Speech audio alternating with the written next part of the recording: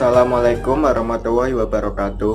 Halo teman-teman, bertemu lagi dengan saya Ahmad Arifin. Saya dari Universitas Pekalongan. Video kali ini saya buat untuk memenuhi tugas akuntansi keuangan 2. Nah, sebelumnya bagaimana kabar kalian semua?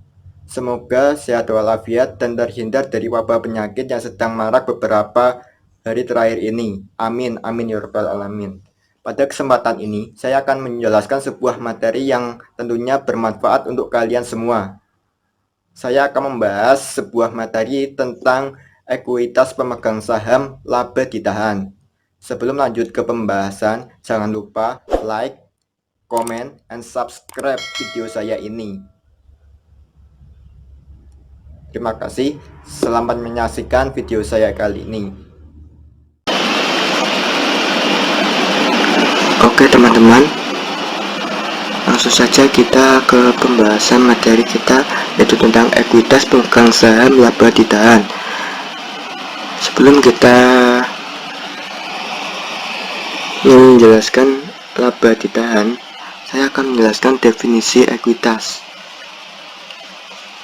Apa sih itu ekuitas? Menurut PSAK 2002 pasal 9, pengertian ekuitas ialah hak residual atas aktiva perusahaan setelah dikurangi semua kewajiban. Dengan kata lain, ekuitas adalah suatu perkiraan yang mencerminkan porsi hak atau kepentingan pemilik perusahaan terhadap harta perusahaan tersebut. Ekuitas adalah modal yang diinvestasikan dalam suatu usaha, atau ekuitas dalam akuntansi merupakan penambahan dari profit selama tahun berjalan dengan modal mula-mula. Dan rumus akuntansinya yaitu aset sama dengan kewajiban ditambah ekuitas.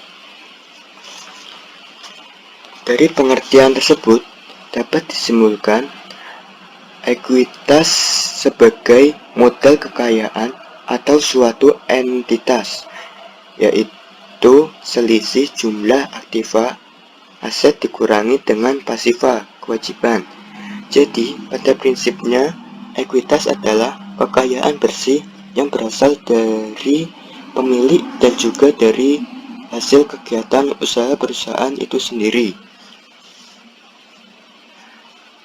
Menurut Godfrey, Hodgson, dan Holmes, membedakan ekuitas dan kewajiban dasar menjadi 3 kriteria. Yang pertama yaitu masing-masing pihak atas penyelesaian klaim. Yang kedua, hak penggunaan aset dalam operasi. Yang ketiga yaitu substansi ekonomi penyajian. Selanjutnya, kita akan membahas tujuan ekuitas. Pada umumnya, tujuan pelaporan informasi ekuitas pemegang saham adalah menyediakan informasi kepada yang berkepentingan tentang efisiensi dan kepengurusan manajemen.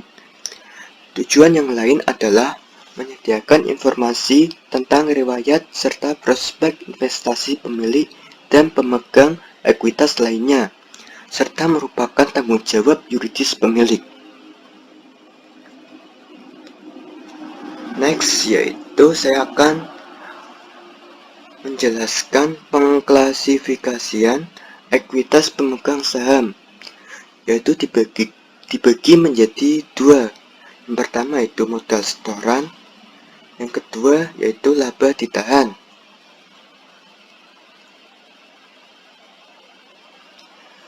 Saya akan menjelaskan yang pertama dulu, yaitu modal setoran. Modal setoran dipecah menjadi modal saham sebagai modal yuridis dan modal setoran tambahan dan komponen lain yang merefleksi transaksi pemilik.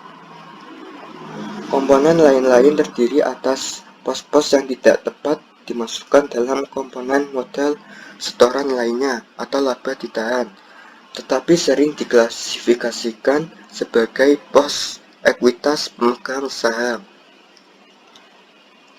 Modal disetor adalah besarnya uang disetorkan oleh pemegang saham. Dapat dikelompokkan menjadi 2, yaitu modal saham dan agio atau disagio saham.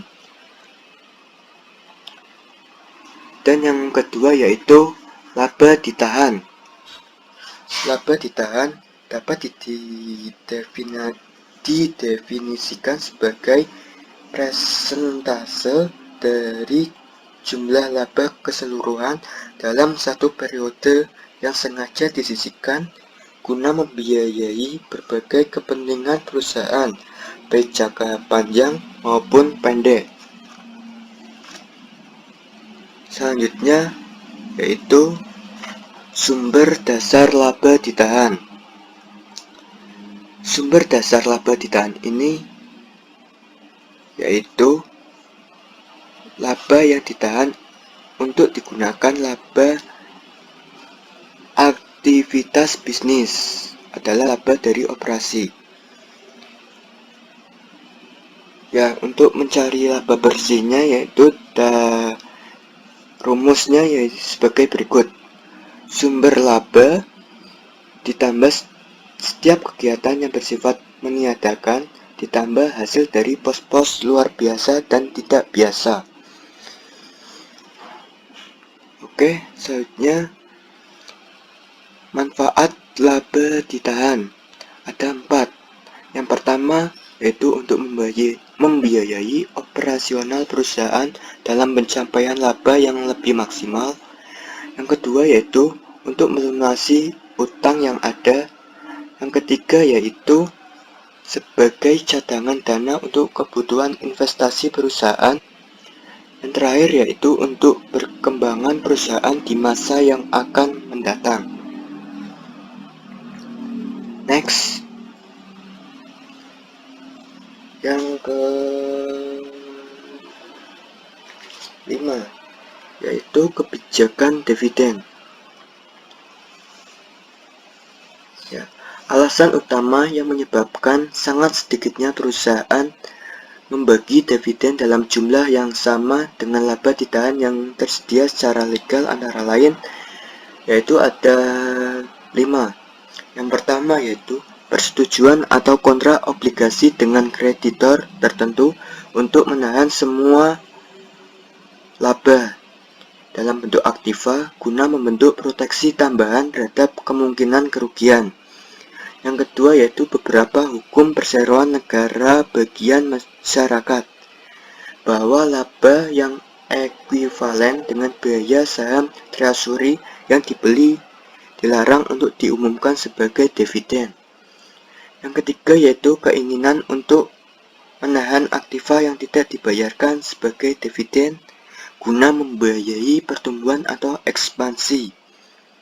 Yang keempat yaitu keinginan untuk memperlancar pembayaran dividen dari tahun ke tahun dengan mengakumulasi laba dalam tahun-tahun yang menghasilkan laba dan menggunakan akumulasi itu untuk membayar dividen dalam tahun-tahun yang buruk.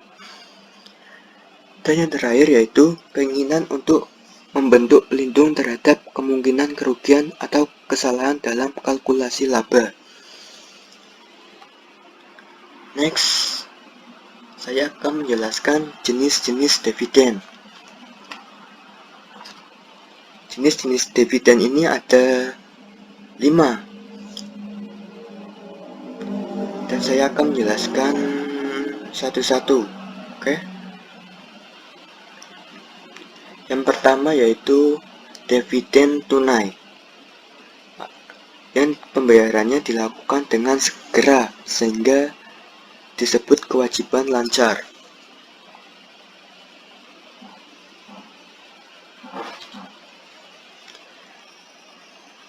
Dividen tunai yaitu Dewan Direksi melakukan pemungutan suara untuk mengumumkan dividen tunai dan jika hasilnya disetujui maka dividen segera diumumkan. Dan pembayarannya dilakukan dengan segera sehingga disebut kewajiban lancar bagi perusahaan. Yang kedua yaitu dividen properti, yaitu berupa barang dagang, real estate, serta investasi. Dividen properti yaitu hutang dividen dalam bentuk aktiva perusahaan selain kas disebut sebagai dividen properti. Dividen ini dapat berubah barang dagang, real estate, atau investasi. Ketika dividen properti diumumkan, perusahaan harus menetapkan kembali nilai wajar properti yang akan dibagikan dengan mengakui setiap keuntungan atau kerugian sebagai perbedaan antara nilai wajar dan nilai buku properti pada tanggal pengumuman. Dividen yang diumumkan dapat dicatat sebagai debit ke laba di tahun dan kredit ke hutang. Dividen properti pada jumlah yang sama dengan jumlah nilai wajar properti yang akan dibagikan. Yang ketiga yaitu dividen scrip. Dividen scrip berarti perusahaan tidak membayar dividen sekarang, tetapi memilih membayarnya pada tanggal di masa yang akan mendatang. Scrip yang diterbitkan sebagai dividen hanya bentuk khusus dari wesel bayar. Dividen scrip dapat diumumkan apabila perusahaan memiliki saldo laba ditahan yang mencukupi. Kemudian yang keempat, dividen likuiditas, yaitu dividen yang tidak didasarkan pada laba ditahan atau setiap dividen yang tidak didasarkan pada laba merupakan pengurangan modal di sektor perusahaan dan sejauh itu merupakan dividen likuiditas. Selanjutnya yang terakhir yaitu dividen saham. Dividen saham ini diterbitkan jika manajemen ingin mengkapitalisasi sebagian dari laba. Dengan demikian, menahan laba perusahaan atas dasar permanen.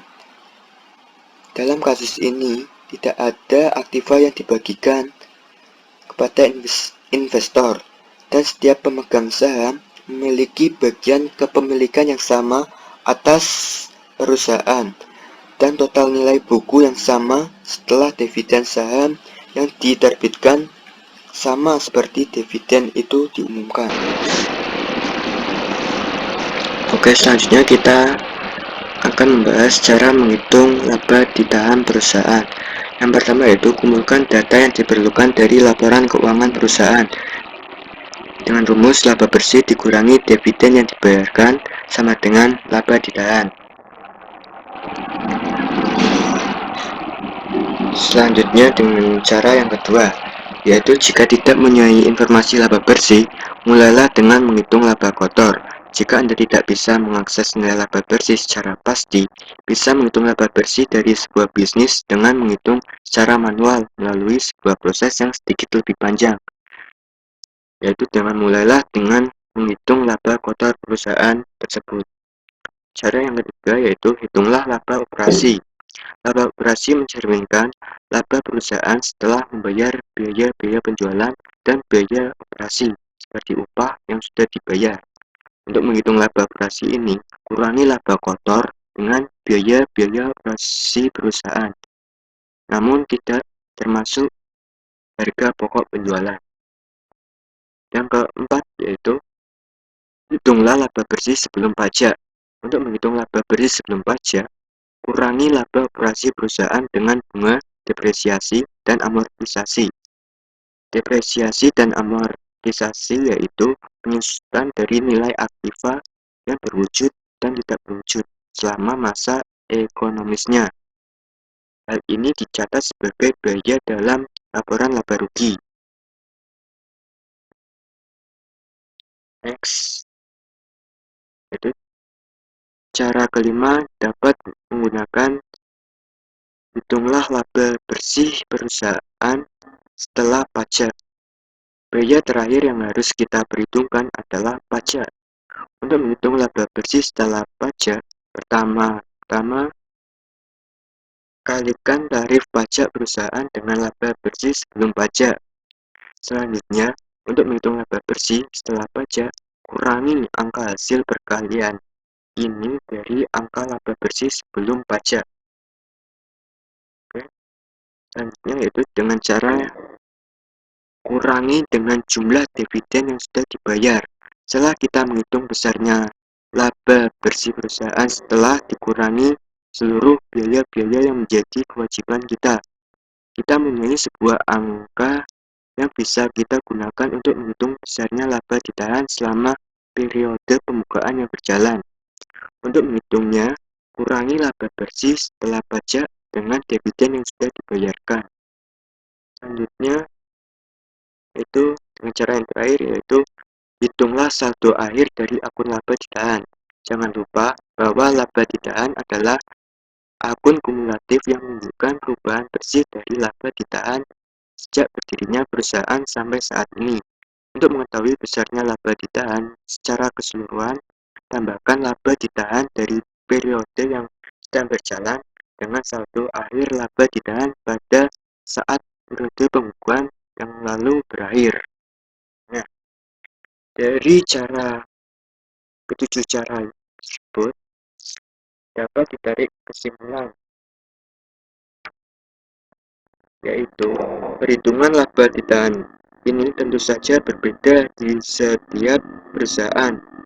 Hal ini dikarenakan perbedaan jumlah dividen yang telah disepakati oleh komisaris atau perbedaan jenis perusahaan.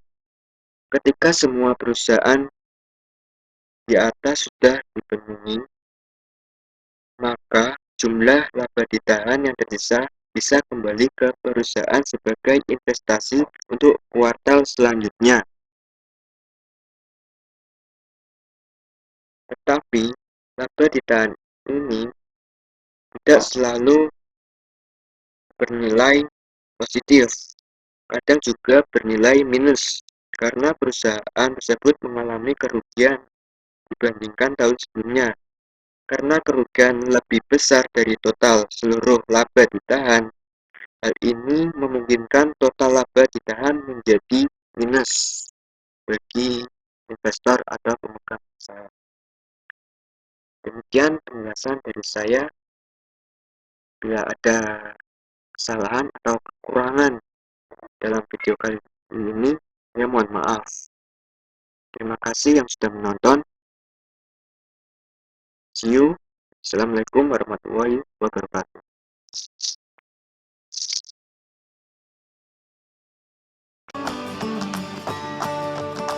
Nah, bagaimana? Video saya sangat bermanfaat kan? Mohon maaf jika dalam penyampaian materi masih banyak kesalahan, karena saya juga masih tahap belajar. Terima kasih teman-teman yang sudah menonton dan menyaksikan video saya kali ini. Jangan lupa jaga kesehatan dan stay safe teman-teman. Terima kasih. Wassalamualaikum warahmatullahi wabarakatuh.